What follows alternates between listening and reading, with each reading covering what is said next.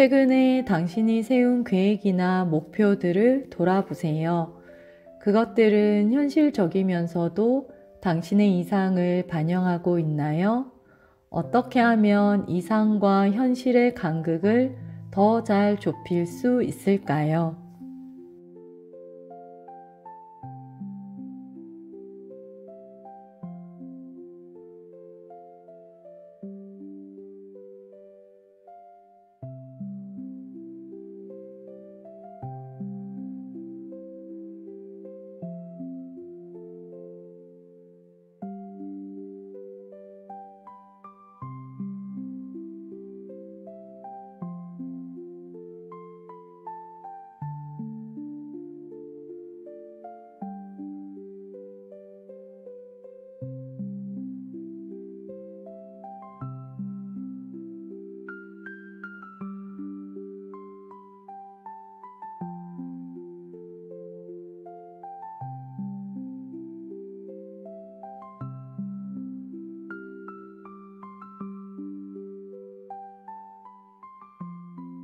열한 번째 유전자 키, 막연함에서 빛으로.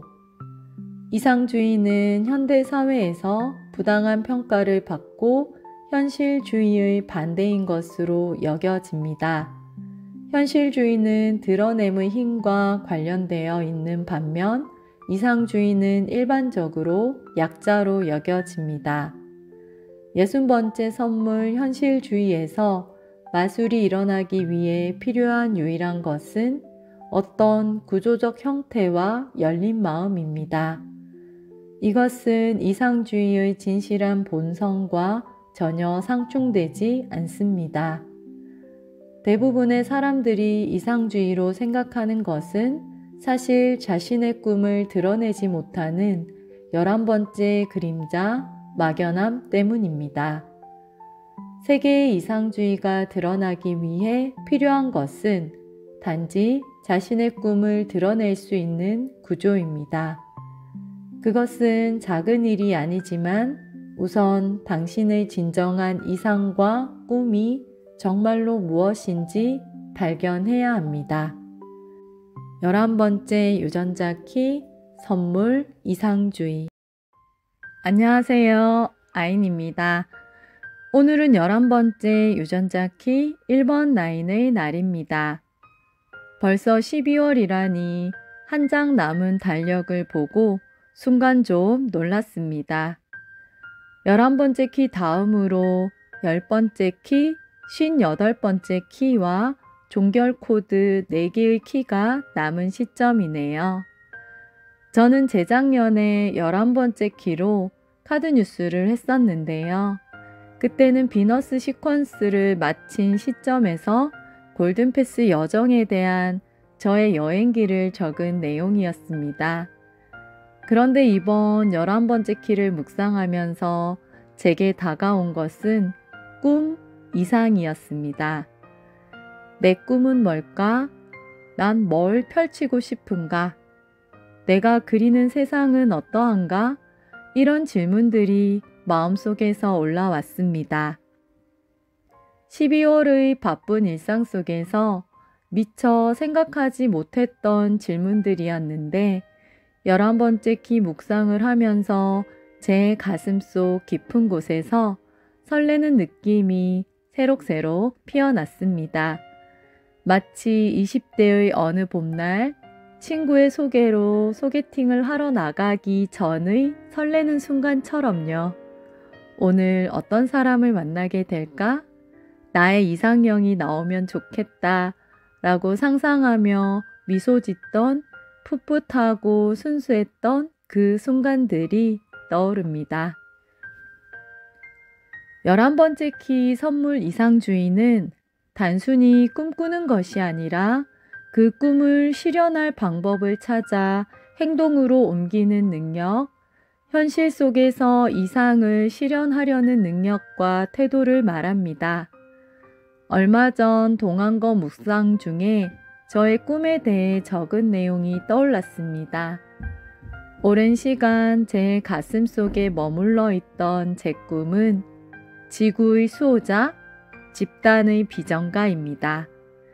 이러한 제 꿈은 골든패스 졸업 포트폴리오 때 저의 활성화 시퀀스를 상징하는 이미지로 제가 그린 밤바다의 등대빛 그림과도 연결이 되었습니다. 그때는 이 꿈을 명확히 인지하지 못했지만 지금은 제가 그리는 이상적인 세계와 방향성이 점점 선명해지고 있는 중입니다. 그러나 여전히 그 꿈을 현실로 어떻게 구현할 수 있을지에 대한 부분은 막연하게 다가옵니다. 어떻게 해야 이상을 실현할 수 있을까? 이 질문에 계속 머물면서 처음에는 설렘으로 시작했는데 지금은 좀 답답해지네요. 그래서 저는 좀 더 단순하게 생각해 보기로 했습니다. 나의 꿈을 실현하기 위해 장기적으로 바라볼 것과 지금 할 수 있는 부분으로 구분해 보기로 했습니다. 저는 학생들을 가르치는 교사라 다음 세대를 준비시키는 일에서 제 꿈을 시작할 수 있습니다. 학생들에게 자신이 가진 씨앗, 즉 내면의 잠재력과 독창성을 발견하도록 돕는 일은 개인의 성장을 넘어 더 나은 세상을 만드는 집단적 비전을 실현하는 기반을 마련하는 것이 됩니다. 최근 사회 수업 시간에 지구촌 문제를 다루며 학생들과 함께 환경 보호와 지속 가능한 삶의 방식에 대해 나누었는데 저는 이 수업이 기억에 오래 남습니다. 태평양의 쓰레기 섬 문제를 이야기하며 저는 학생들이 이 문제를 단순히 정보로 받아들이는 것에서 나아가 내가 이 문제를 해결하는데 어떤 기여를 할 수 있을까라는 질문을 스스로 던질 수 있도록 안내하고 싶었습니다. 비록 단시간 내에 답을 얻을 수는 없겠지만 학생들의 마음속에 책임감과 열정의 씨앗을 심어주는 것이 제 역할이고 그러한 역할을 제대로 하고 싶습니다.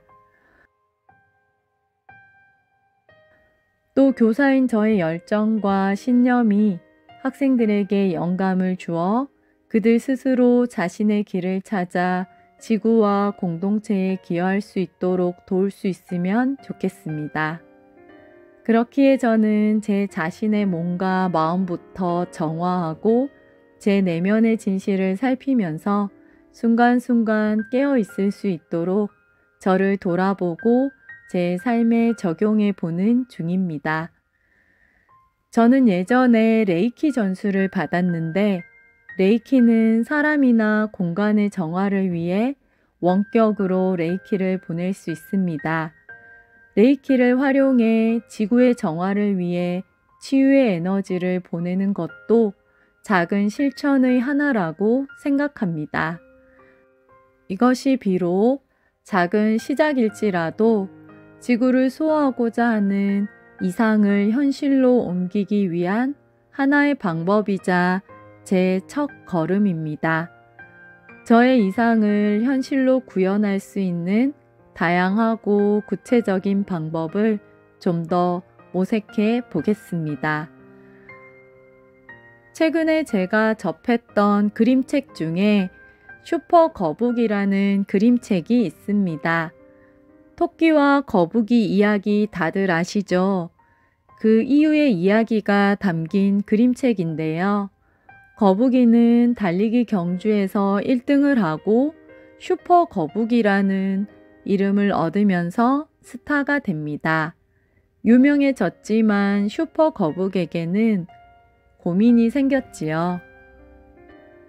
거북이 자신은 빠른 편이 아닌데 토끼가 잠이 드는 바람에 달리기 경주에서 1등을 한 거라 다른 사람들이 자신을 빠르다고 생각하고 있다는 거였어요. 그래서 거북이는 도서관에서 빨라지는 방법이 나오는 책을 찾아 읽고 따라하기 시작했어요. 부단한 연습 끝에 자신이 좀 빨라지는 듯 했으나 거울에 비친 자신의 모습은 엄청 늙어버린 것 같았지요. 자신의 본성과 고유성을 잃고 조건화된 모습에 맞추려 노력한 거북이의 이야기는 우리가 본질을 잃고 외부의 기대에 따라 움직일 때 겪게 되는 혼란을 보여줍니다. 거북이는 얼떨결에 달리기 경주에서 1등을 하면서 계속 빨라야 한다는 강박에 시달리며 자기답게 살아가지 못합니다. 삶에 지친 거북이가 돌고 돌아 결국 자기다운 삶으로 돌아가는 과정은 유전자키 묵상과 수행을 통해 조건화의 껍질을 벗고 자신의 본성을 찾는 여정을 떠올리게 했습니다. 저는 이 그림책과 11번째 키의 묵상을 통해 우리가 조건화에서 벗어나 자신만의 본성, 고유성을 발견하고 그렇게 살아가는 것, 내면의 빛을 발견하고 그것을 삶에 구현하는 것이야말로 고귀하고 아름다운 것임을 다시금 느끼게 되었습니다.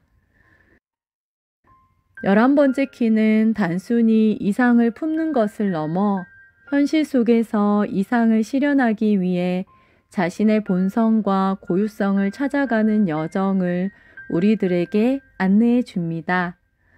저는 11번째 키 묵상을 하면서 동안거에서 다루고 있는 재탄생 시퀀스 중 카르마적 유산, 무엇을 남길 것인가, 저의 광이 13번째 키와 연결이 되면서 나만의 신화를 쓰겠다는 꿈으로 이어졌습니다. 어쩌면 우리는 이미 일상 속에서 하나의 신화를 써 내려가고 있는 것은 아닐까요? 우리의 일상 속 작은 행동과 선택들이 모여 지금 이 순간의 이야기, 자신만의 신화가 탄생된다는 생각이 들었습니다. 올해는 수행을 하면서 다소 제자리를 맴도는 듯한 회의감과 지침도 있었지만 꾸준히 나아가는 것, 그리고 삶 속에서 이상을 구현하기 위해 지속해 나가자는 결론에 도달하게 되네요. 11번째 키를 묵상하면서 저는 제 안의 이상을 현실로 옮기는 더 넓은 여정이 열리고 있음을 깨달았습니다. 그동안 내면의 안정과 기반을 다졌다면 이제는 자유롭게 나만의 날개를 펼쳐 창조적인 날개짓을 해야 할 때임을 느꼈습니다. 11번째 키를 묵상하면서 지금 내가 서 있는 무대가 어디이고 여기에서 뭘 하고 싶은지, 뭘 해야 할지 자각하게 되어 감사함이 올라옵니다. 여러분의 꿈은 무엇인가요? 그 꿈을 실현하기 위한 첫 걸음 혹은 방법은 무엇일까요? 묵상을 통해 우리의 이상을 명확히 하고 그것을 작은 행동으로 옮겨가는 여정을 함께 시작해 보면 어떨까요? 당신만의 신화는 이미 지금 이 순간에도 쓰여지고 있습니다. 그러한 우리 모두에게 축복을 보냅니다. 감사합니다.